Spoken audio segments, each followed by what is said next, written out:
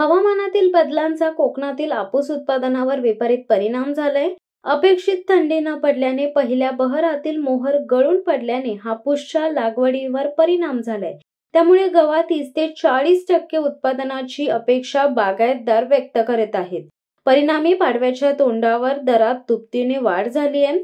पुणे बाजारपेठेत हापूसच्या डझनाचा भाव 1500 ते 2000 इतका आहे. कोकणात बंद पावसाचा मुक्काम लांबल्याने आंब्याला मोहर येण्याची प्रक्रिया उशिरा सुरू झाली. नंतरही हवामानातील चढउतार सुरूच होते.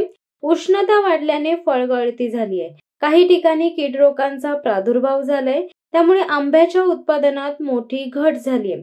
दरवर्षी 3 टप्प्यात आंबा बाजारात दाखल होतो. पहिल्या टप्प्यात कमी आंबा बाजारात दाखल होतो. त्यामुळे या टप्प्यातील आंब्याचे दर चढे राहतात. दुसऱ्या टप्प्यात आंब्याची आवक वाढते. त्यामुळे आंब्याचे दर कमी होण्यास सुरुवात होते. तर तिसऱ्या टप्प्यात सर्वाधिक आंबा बाजारात येतो.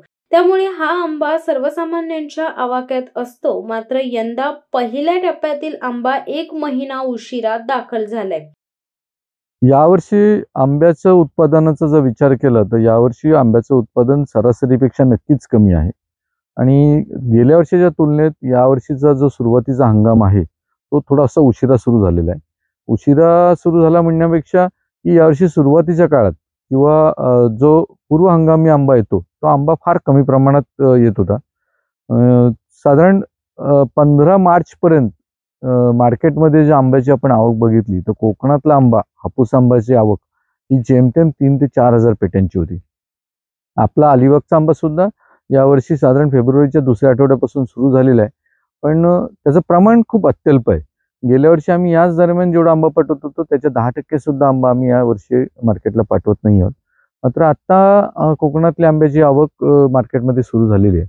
पण ओव्हरऑल कोकणातली जर परिस्थिती पाहिली, हापूस आंब्याविषयी जर आपण पाहिलं तर जर हापूस आंब्यावर यावर्षी आलेले जे संकट आहेत, मेनली फुलकिडे म्हणजे थ्रिप्सच्या अटॅकमुळं यावर्षी आंब्याचं प्रमाण खूप कमी राहील.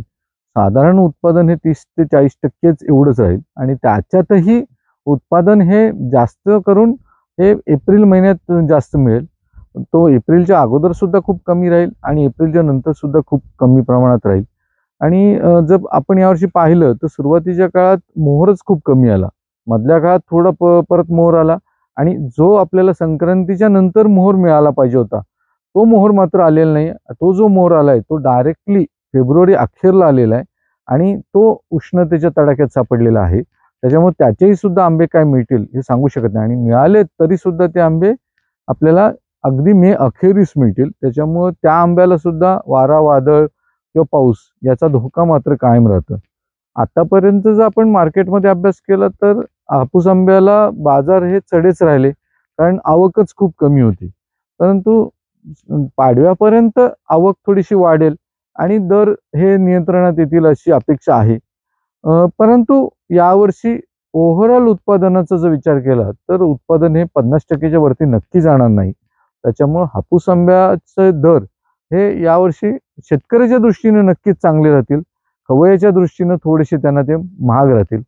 आणि हापूस आंब्यावर अजून एक संकट आहे, म्हणजे हापूसच्या नावाखाली कर्नाटक, केरळ किंवा इतर राज्यातून हापूस सदृश्य जो आंबा येतोय, त्या हापूस सदृश्य आंबा हा दिसायला जरी हापूस सारखा असला तरी त्याची चव आणि त्याचा स्वाद हा हापूस सारखा नाही आहे. त्याच्यामुळे ग्राहकांना आम्ही सांगू इच्छितो किंवा विनंती करू इच्छितो की त्यांनी भौगोलिक मानांकन किंवा GI टॅग असलेला आंबा शक्यतो शेतकऱ्यांकडून विकत घ्यावा, म्हणजे त्यांना अस्सल हापूस खाता येईल आणि अस्सल हापूसची चव घेता येईल. धन्यवाद. शिवसत्ता टाइम्ससाठी धनंजय कवटेकर, अलिबाग. दे धडक बेधडक वृत्त देणाऱ्या आपल्या शिवसत्ता टाइम्स न्यूज चॅनलला लाल बटन दाबून सबस्क्राईब करा आणि बेल आयकॉनला क्लिक करायला विसरू नका.